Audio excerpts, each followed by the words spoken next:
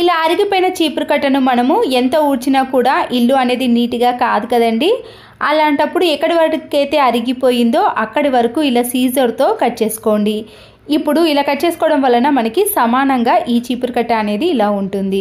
ఇలా కట్ చేసుకున్న చీపురు కట్టను మనము ఎన్నో రకాలుగా యూజ్ చేసుకోవచ్చండి. ఇప్పుడు ఈ చీపురు కట్టతో ఇలా ఊడ్చినా కూడా దుమ్ము అనేది పూర్తిగా తొలగిపోతుంది. అలా కాకుండా మీరు ఇంట్లో ఉండే ఇలా డోర్స్ కాడ కానీ వెనుక భాగాన ఉండే బూజును కానీ లేదా చిన్న చిన్న డస్ట్ అనేది మనము అలాంటి చీపురు కట్టతో క్లీన్ చేయలేం, కానీ ఇలాంటి సమానంగా కట్ చేసుకున్న చీపురు కట్టతో అయితే చాలా బాగా క్లీన్ అయిపోతుంది. చూసారు కదండి, ఇక్కడ అంతా కూడా ఇలా బూజు పట్టి అక్కడ పురుగులు కూడా ఉన్నాయండి. ఇలా మనము సమానంగా కట్ చేసిన చీపురు కట్టతో ఇలాంటి చిన్న చిన్న ప్లేస్లో కానీ బీరువా కాడ అలాంటి ప్లేస్లో క్లీన్ చేయని వాటి దగ్గర కూడా ఈ చీపురు కట్టతో ఈజీగా క్లీన్ చేసుకోవచ్చు. చిన్న కూల్ డ్రింక్ బాటిల్ ఉంటుంది కదండి, దాన్ని మనము ఇలా కొద్దిగా వేడి చేసి చిన్న చిన్న హోల్స్ అనేవి క్యాప్కి చేసుకోవాలి. ఈ వాటర్ బాటిల్లో ఇలా వాటర్ని నింపిన తర్వాత క్యాప్ పెట్టే ముందు టిష్యూ పేపర్ ఉంటుంది కదండి, ఆ క్యాప్కు సరిపోయే మాత్రమే ఇలా చిన్నగా టిష్యూ పేపర్ని ఒక 2-3 మడతలు మలుచుకొని ఆ క్యాప్ పైభాగంలో పెట్టేసేయండి. ఆ తర్వాత మనము ఈ క్యాప్ను ఈ వాటర్ బాటిల్కి పెట్టేసేయాలి. ఈ బాటిల్ని రివర్స్ చేసామనుకోండి, దాంట్లో నుంచి డ్రాప్స్ అనేవి పడుతూ ఉంటాయి. మనము ఎక్కడికైనా ఊరికి వెళ్ళినప్పుడు మన ఇంట్లో చెట్లు అనేవి వాటర్ వేయకపోతే పాడైపోతాయి కదండి. అలాంటి టైంలో ఇలాంటి చిన్న చిన్న కూల్ డ్రింక్ బాటిల్స్ని మనము చెట్ల మధ్యలో పెట్టేసి 2-3 డేస్ ఎక్కడికైనా బయటకు వెళ్ళినా కూడా చెట్లు అనేవి పాడవకుండా చాలా రోజుల పాటు ఇలా మొక్కలు అనేవి ఎదుగుతాయి. చూసారు కదండి, ఇలా మనకి ఎక్కువగా వాటర్ అనేది లీక్ కాకుండా ఒక్కొక్క డ్రాప్ మాత్రమే పడుతుంది కాబట్టి ఇలా ఎన్ని రోజులైనా మట్టి అనేది తడిగానే ఉంటుంది. కొబ్బరికాయ కొట్టినప్పుడు పీచు ఉంటుంది కదండి, ఆ పీచును పడేయకుండా దీనిని మనము చాలా రకాలుగా యూజ్ చేసుకోవచ్చండి. ఇలా కొద్దిగా పీచును తీసుకున్నానండి, మనకి సరిపడినంత పీచును తీసుకొని లెవెల్స్గా ఉండే విధంగా ఇలా సీజర్తో కట్ చేసుకోవాలి. ఈ పీచు అనేది ఇంకా సమానంగా రావడానికి ఇలా ఒక దువ్వెనతో దువ్వేసారనుకోండి, అప్పుడు అన్ని దగ్గర కూడా సమానంగా వస్తుంది. దాంట్లో ఉండే చిన్న చిన్న పార్ట్స్ అనేవి ఇలా పూర్తిగా పోతాయి. ఇలా సమానంగా చేసిన తర్వాత వాటర్ బాటిల్ ఉంటుంది కదండి, పై భాగాన్ని మాత్రమే ఇలా కట్ చేసుకోవాలి. ఇప్పుడు దీనికి ఒక రబ్బర్ బ్యాండ్ను వేసి ఈ పీచును కూడా మనము ఈ వాటర్ బాటిల్లో పెట్టడానికి ముందుగా ఇలా మనము కొద్దిగా హీట్ చేసామనుకోండి, వాటర్ బాటిల్ అనేది దగ్గరికి వస్తుంది. ఇందులో పీచు పట్టే మాదిరిగా మాత్రమే వేడి చేయాలి. ఇలా దగ్గరికి చేసిన వాటర్ బాటిల్లో పీచు పెట్టేసాం కదండి, ఈ క్యాప్లో నుంచి పీచు అనేది కింద పడకుండా గట్టిగా అలాగే ఉంటుందండి. మరొకసారి ఇలా దువ్వెంతో దూసేసామనుకోండి, దాంట్లో ఉండే చిన్న చిన్న పార్ట్స్ అనేవి పూర్తిగా తొలగిపోతాయి. ఇలా ఒక 2-3 సార్లు చేసామనుకోండి, మనము దీంతో ఏది క్లీన్ చేసుకున్నా కూడా దాంట్లో నుంచి ఇలాంటి చిన్న చిన్న డస్ట్ అనేది పడకుండా ఉంటుంది. చాలా మంది దేవుని గదిని చీపురు కట్టతో ఊడ్చలేరు కదండి, అలాంటి వారికి మనము ఇలా కొబ్బరి పీచుతో తయారు చేసిన దాంతో మనము దేవుని గదిని నీట్గా క్లీన్ చేసుకోవచ్చు. ఒక వైపర్ స్టిక్ని కానీ మాప్ స్టిక్ని తీసుకొని మనము ఇలా కొబ్బరి పీచును ఈ వాటర్ బాటిల్లో ప్రిపేర్ చేసుకున్నాం కదండి, క్యాప్కు పెట్టే భాగాన్ని స్టిక్ని పెట్టేసి ఇలా గట్టిగా తిప్పేసామనుకోండి, దాంట్లో ఫిక్స్ అయిపోతుంది. ఇప్పుడు ఈ కొబ్బరి చీపుతో ఈ స్టిక్తో మనము పైన ఉన్న బూజును కానీ లేదా చిన్న చిన్న డస్ట్ ఉంటుంది కదండి, దాన్ని క్లీన్ చేసుకోవడానికి ఈ కొబ్బరి పీచు అనేది చాలా బాగా యూజ్ అవుతుంది. ఇలా విండోస్ని కానీ కిటికీలను జాలీలను ఏదైనా మనము ఇలా కొబ్బరి పీచుతో స్టూల్ కానీ ఎలాంటిది ఎక్కకుండా ఇలా కింది నుంచే మనము క్లీన్ చేసుకోవడానికి చాలా వీలుగా ఉంటుంది. ఇలా మనం పడేసే కొబ్బరి పీచుతోటే కింది నుంచే మనము ఎన్ని ఫ్యాన్లైనా ఇలా ఈజీగా క్లీన్ చేసుకోవచ్చు. స్టూల్స్ కానీ నిచ్చెన వాడేవాళ్ళు ఇలా మనము ఎక్కకుండానే కొబ్బరి పీచు సహాయంతో కింది నుంచే క్లీన్ చేసుకోవచ్చు.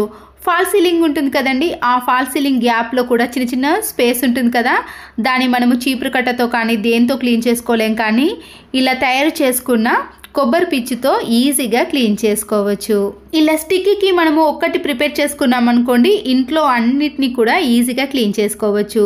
ఫ్లోర్ని ప్రతిరోజు చీపురు కట్టతో క్లీన్ చేస్తాం, కానీ ఇలా టైల్స్ పైన ఉన్న చిన్న చిన్న డస్ట్ను కూడా మనము కొబ్బరి పీచు సహాయంతో క్లీన్ చేసుకోవచ్చు. సైడ్ బ్యాంగిల్స్ ఉంటాయి కదండి, ఇలా గట్టిగా ఉన్న బ్యాంగిల్స్ని తీసుకొని ఒక మేకుకు వేసుకోండి. మన ఇంట్లో ఉండే కూలింగ్ గ్లాసెస్ కానీ మనము ప్రతిరోజు వాడే స్పెట్స్ ఉంటాయి కదండి, వాటన్నిటిని కూడా ఇలా గాజుకు వేసామనుకోండి, అవి కింద పడకుండా ఏ టైంలో కావాలన్నా కూడా మనము ఈజీగా తీసుకోవడానికి వీలవుతుంది. వాషింగ్ మిషన్లో వేసే లిక్విడ్ కవర్ ఉంటుంది కదండి, అయిపోయిన తర్వాత ఇది దేనికి పనికిరాదని పడేస్తాం. కానీ ఇలా వీడియోలో చూపించిన మాదిరిగా సీజర్తో పైన ఉన్న క్యాప్ వరకు మాత్రం కట్ చేసుకోండి. ఇలా పట్టుకునే హ్యాండిల్ ఉంది కానీ దాన్ని కూడా కట్ చేసుకున్నా పర్వాలేదు, లేదా మనము ఏదైనా మేకుకు వేసుకునే విధంగా ఉంటుంది కాబట్టి దాన్ని అలాగే ఉంచేసినా పర్వాలేదు. సీజర్తో ఇప్పుడు ఈ కవర్కి 2 చిన్న హోల్స్ అనేవి చేసుకోవాలి. గట్టిగా ఉన్న ఒక తాడును తీసుకొని ఈ హోల్స్లో నుంచి ఇలా ముడి వేసుకున్నాం అనుకోండి, మనకి ఏదైనా మేకుకు వేసుకోవడానికి ఇలా హ్యాండిల్గా మనము యూజ్ చేసుకోవచ్చు. ఈ లిక్విడ్ కవర్ని మనము బెడ్రూమ్లో కానీ కిచెన్లో వాష్రూమ్లో దేనికైనా సంబంధించినవి పెట్టుకోవడానికి చాలా అనుకూలంగా ఉంటుందండి. అయితే ముందుగా ఈ లిక్విడ్ కవర్ని వాటర్ వేసి నీట్గా క్లీన్ చేసుకోవాలి. ఇప్పుడు ఇలా నేను వాష్రూమ్లో ఒక మేకుకు వేసానండి హ్యాండిల్ని. మనము ఇలా తాడుతో కట్టుకున్నాం కదండి, ఇలా స్ట్రైట్గా కట్టుకున్న దాన్ని ఇలా మేకు కానీ ట్యాప్కి వేసుకున్నాం అనుకోండి, దీంట్లో ఏది పెట్టినా కూడా అవి కింద పడకుండా దాంట్లోనే ఈజీగా ఎన్నైనా పెట్టుకోవచ్చు. ఈ వాషింగ్ మిషన్ లిక్విడ్ కవర్స్ అనేవి చాలా మందంగా ఉంటాయండి. మనము ఎంత బరువు పెట్టినా కూడా అవి కవర్ అనేది తెగిపోకుండా ఎన్నైనా ఈజీగా ఇలా పెట్టుకోవచ్చు. ప్యాకెట్లు వేస్ట్ అని పడేస్తాం, కానీ ఇలా గోరువెచ్చని హాట్ వాటర్లో ఇలా షాంపూ ప్యాకెట్లను వీడియోలో చూపించిన మాదిరిగా చిన్న చిన్న పీసెస్ని కట్ చేసి ఆ వాటర్లో ఇలా తడిపేసేయండి. మాప్ని మనము ఇలా గోరువెచ్చని హాట్ వాటర్లో కలిపిన షాంపూ ప్యాకెట్లతో క్లీన్ చేసామనుకోండి, మురికి పోవటమే కాకుండా మంచి సువాసన అనేది కూడా వస్తుంది. వాష్రూమ్లో ఇలా డ్రైనేజ్లో కట్ చేసిన షాంపూ ప్యాకెట్లు కానీ హెయిర్ ఉంటుంది కదండి, మనము ఇలా చేత్తో కాకుండా ఒక చెత్త చాటలోకి ఇలా డైరెక్ట్గా బ్రష్తో తీసేసామనుకోండి, ఆ డ్రైనేజీలో ఉండే హెయిర్స్తో పాటు ఇలా వేస్టేజ్ అంతా కూడా ఈజీగా వచ్చేస్తుంది. కోల్గేట్ పేస్ట్ అనేది అయిపోయినప్పుడు ఇలా చివరి భాగాన పట్టుకొని బాగా షేక్ చేసామనుకోండి, కింది భాగాన ఉన్న పేస్ట్ అనేది ఇలా పై భాగానికి వచ్చేస్తుంది. ఇంట్లో ఇలా పూలతోటి డెకరేషన్ చేసుకున్నప్పుడు కొన్ని వాటర్ని వేసి మన ఇంట్లో ఎక్స్పైర్ అయిపోయిన ట్యాబ్లెట్స్ ఉంటాయి కదండి, ఆ ట్యాబ్లెట్ని కానీ లేదా ఆస్పిరిన్ ట్యాబ్లెట్ దొరుకుతుందండి, అది పువ్వులను ఒక 4-5 డేస్ పాటు చాలా ఫ్రెష్గా ఉంచుతాయి. ఇలా మనము ట్యాబ్లెట్ని వేసి పువ్వులను ఇలా డెకరేషన్ చేసుకున్నాం అనుకోండి, అవి వాడిపోకుండా ఇంట్లో చాలా రోజుల పాటు అలాగే ఉంటాయి. మనం ఏదైనా తీసుకున్నప్పుడు ఇలాంటి క్లాత్ బ్యాగులు వస్తాయి కదండి, వేస్ట్ అని పడేయకుండా విండోస్ని కానీ ఇలాంటి నెట్ డోర్స్ ఉంటాయి కదండి, దానిపై పడే డస్ట్ను ఇలా క్లాత్ బ్యాగ్తో క్లీన్ చేసుకోవచ్చు.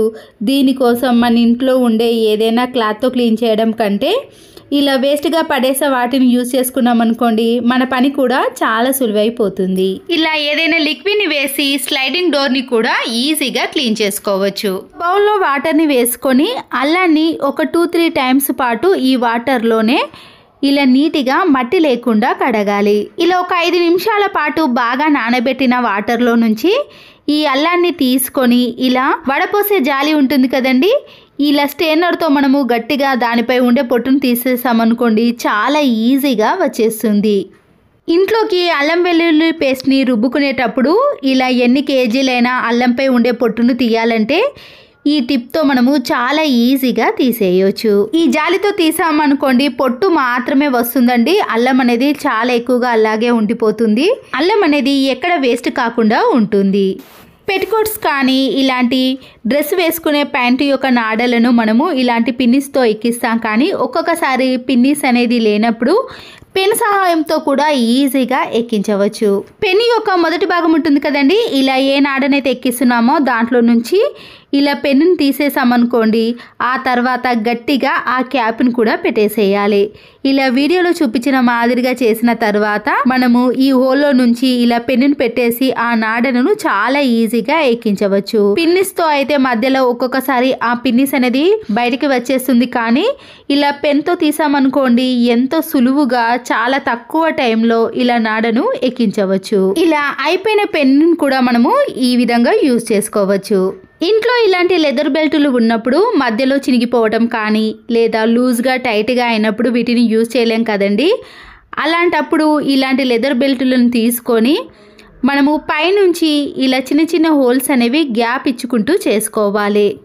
ఇలా చేసిన తర్వాత మన ఇంట్లో ఉండే శారీస్ కానీ బ్లౌజ్ కానీ డ్రెస్సులు ఏవైనా సరేనండి ఇలా హ్యాంగర్కి వేసేసిన తర్వాత మనం హోల్ చేసిన ఈ బెల్ట్ లోపటికి పెట్టేసేయాలి. శారీసే కాదండి, ఇలాంటి పర్సులను కానీ మన ఇంట్లో ఉండే గోల్డ్ను కానీ దేన్నైనా సరే ఇలా పర్సులో పెట్టేసామనుకోండి, ఈ బెల్ట్కి మనము ఇలా శారీస్ని కానీ ఇంట్లో ఉండే పర్సులను ఎన్నైనా వేసుకోవచ్చు.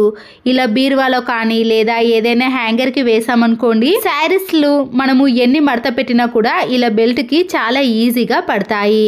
అప్పుడు స్పేస్ కూడా చాలా తక్కువగా తీసుకుంటుందండి.